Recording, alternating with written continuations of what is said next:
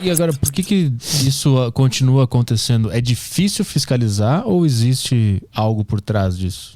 Cara, tem muita coisa, né? Tem muita coisa. É difícil fiscalizar porque o Brasil é muito grande, né, cara? E os estados onde o trabalho de escravo rural, porque também tem o trabalho escravo urbano, né? A gente em São Paulo tem muito essas coisas, essa oficina de costura, né? Sim. No centro, com bolivianos, peruanos, né? Que é outro tipo de escravidão também. Menos, digamos, violenta do que é a escravidão rural, né? Porque nessa escravidão urbana, as pessoas, por mais que sejam... Eu sempre deixo isso muito claro, eu não estou dizendo que é leve, não é. Né? A escravidão urbana é grotesca, torpe, inaceitável.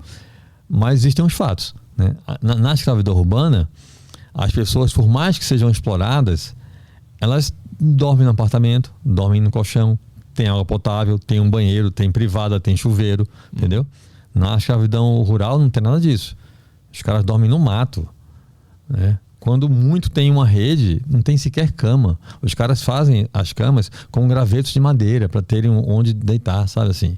Às vezes tem um colchãozinho de mato, enfim. Então, compra... E os estados que mais têm isso, né, muito forte, são Mato Grosso, Pará, Maranhão, que são todos estados muito grandes, né? Do ponto de vista geográfico, né? E as fazendas, tem casos, Petri, de operações de trabalho escravo em fazenda. A fazenda é maior do que a cidade de Vitória, do que uma capital brasileira, entendeu? Uma fazenda. Então imagina uma fazenda desse tamanho, com escravos lá dentro, com capangas armados. O cara não consegue nem sair da fazenda, tão grande que é a fazenda, né? E se ele conseguir sair, vai estar a dezenas de quilômetros da cidade mais próxima. Ou seja, então é um mecanismo que impede até que o cara fuja, né? Sim. E, obviamente, para fiscalizar esse tipo de coisa, né, dá muito trabalho, né? Não pode ser só 3, 4 equipes. A Marinalva, ela chefiava uma equipe, né? Essa equipe do governo federal que faz esse trabalho são equipes multidisciplinares.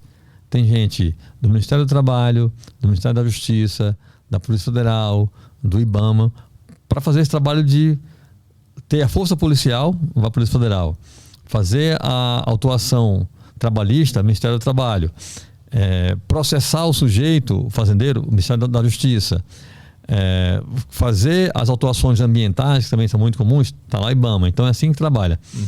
Esse grupo foi fundado pelo presidente Fernando Henrique Cardoso, né? Com 9 equipes. E aí vai entrar no outro ponto da tua pergunta. Por que é tão difícil fiscalizar, né? Quando o FHC criou esse grupo, eram 9 equipes, né? Cada equipe dessa, como eu falei, com esse formato, né? Várias pessoas de várias instituições.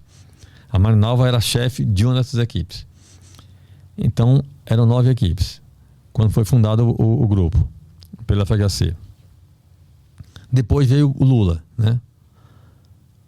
Com o Lula no governo, isso que é muito louco. O Lula do Partido dos Trabalhadores, né? Ou seja, a gente imagina que vai fortalecer o combate ao trabalho escravo, né? Com o Lula no governo, o número de equipes, essa equipe que combate o trabalho escravo no Brasil, que antes eram 9 equipes, baixou para 4 equipes. Ou seja, menos da metade. Então você vai ter, obviamente, menos operações, menos impactos, menos pessoas libertadas, entendeu? Mas teve uma justificativa para isso? Não. Só cortou... foi reduzindo, até chegou a 4 no governo do PT. E aí tem a outra questão, que é a questão política, né? Muitas dessas fazendas pertencem a políticos brasileiros.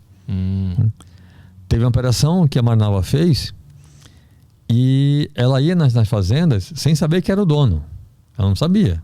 Ela ia com a equipe dela, com todo esse aparato que eu falei, ia nas fazendas, né? Já tinha, claro, né? Pela região, pelo que acontece nos lugares, já tinha uma suspeita, né? Que ali poderia ter escravos. E aí ela ia com a sua equipe nas fazendas para ver, né? Se tinha escravos ou não. Ela chegou na fazenda no Mato Grosso, se eu não me engano foi em 2003 isso. 2003, né? Gosto de deixar isso bem claro, século XXI. ela chegou na fazenda que ela libertou, se eu não me engano, 50 e poucos escravos dessa fazenda. Nesse sistema. Gente dormindo no meio do mato, em cabanas. Cabanas é o seguinte, toras de madeira, né, fincadas no chão, só com uma lona plástica em cima e acabou. O povo dorme ali embaixo, entendeu? E aí, quando ela foi ver os documentos da fazenda, porque para fazer o trabalho de autuação, né, fazer o relatório dela sobre a operação e tudo mais, ela ia ver os documentos da fazenda, saber quem era o dono, né, quantos funcionários tinham registrados oficialmente, enfim. Quando ela pegou os documentos da fazenda, o dono da fazenda era o Jorge Pisciani, deputado estadual do Rio de Janeiro, que na época era o presidente da Assembleia Legislativa do Rio de Janeiro. Não é um deputado do Acre, é um deputado do Rio de Janeiro, super conhecido, e que na época era o presidente da Assembleia Legislativa do Rio. Ela fez o relatório dela e ela chegava nas fazendas e só saía depois que o dono da fazenda pagasse tudo que devia aos escravos, porque tinha gente trabalhando anos sem ganhar nada, entendeu?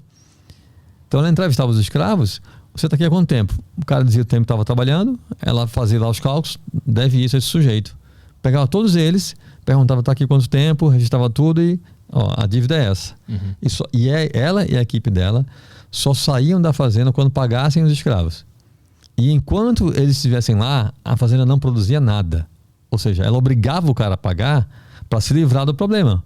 Porque enquanto ela estivesse lá com a Polícia Federal, com o IBAMA, com todo mundo, a fazenda estava parada. Então o cara estava tendo prejuízo. Sim. Ela forçava o dono a pagar. E aí, viu lá o nome do Jorge Pisciani, falou para o gerente da fazenda, né? Porque os donos nunca estão na fazenda, né? Ficam na cidade. Falou, seguinte, avisa ele que a gente só sai quando pagarem. Aí avisaram, né?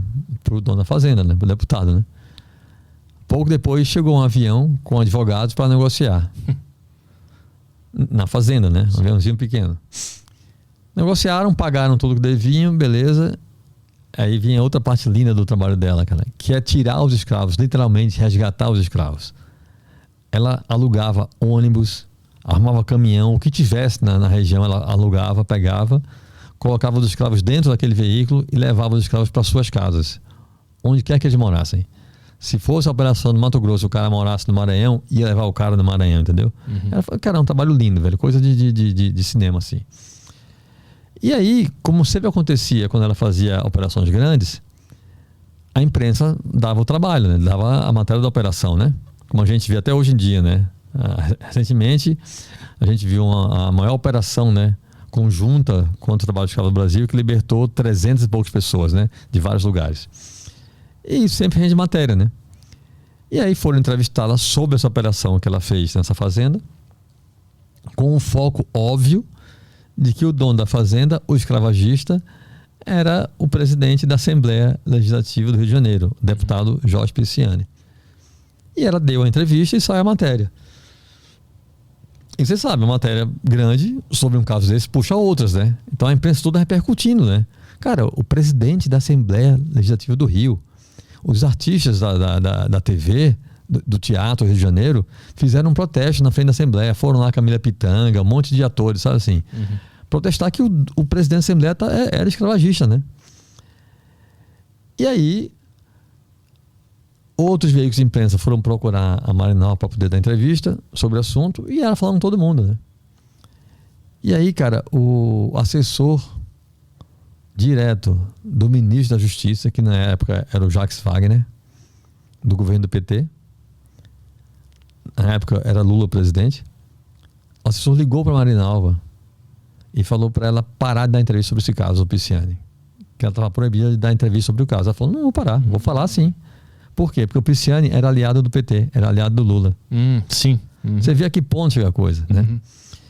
E aí, cara, só para deixar a coisa ainda mais assombrosa, nessa mesma época, Petri, a Marinalva fez uma operação que libertou, não vou lembrar agora, acho que foram 70 e poucas pessoas, muita gente, de uma fazenda de algodão no Mato Grosso.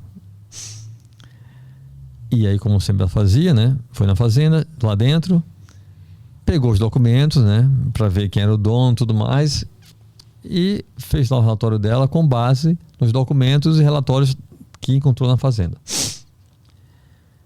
E aí no relatório que ela fazia sempre, né, ela fazia um relatório no final da operação, né, explicando como é que foi tudo, os dados, os nomes dos donos, quantos escravos tinham, tudo mais. E aí ela fez esse relatório dela sobre essa fazenda e colocou que a fazenda vendia algodão para a Coteminas, para a empresa Coteminas.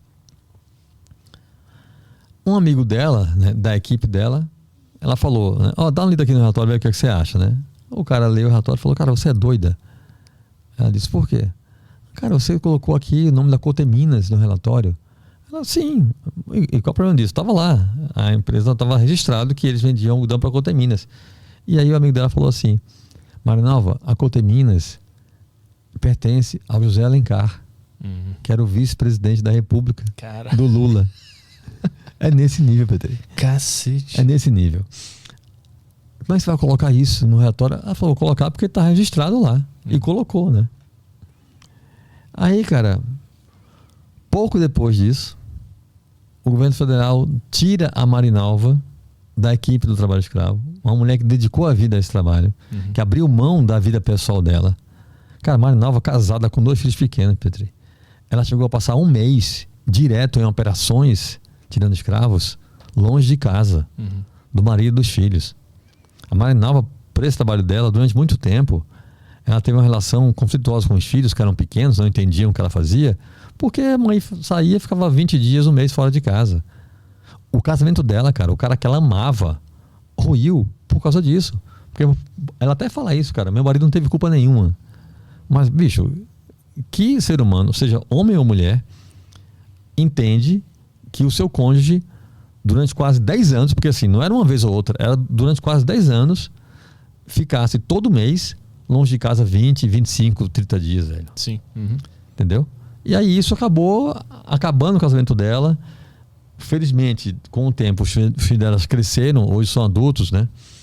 Entendem, adoram a mãe, respeitam, têm uma admiração monstruosa pela mãe, mas durante muito tempo não foi assim, entendeu? E aí ela foi tirada do cargo porque ela começou a combater demais a escravidão. Porque ela começou a chegar nos políticos aliados do governo ou do próprio governo, no caso do Zé Alencar. Sim. Né? Então o governo tirou ela da operação de campo, colocou a Marinalva numa sala em Brasília, sem sequer computador, velho.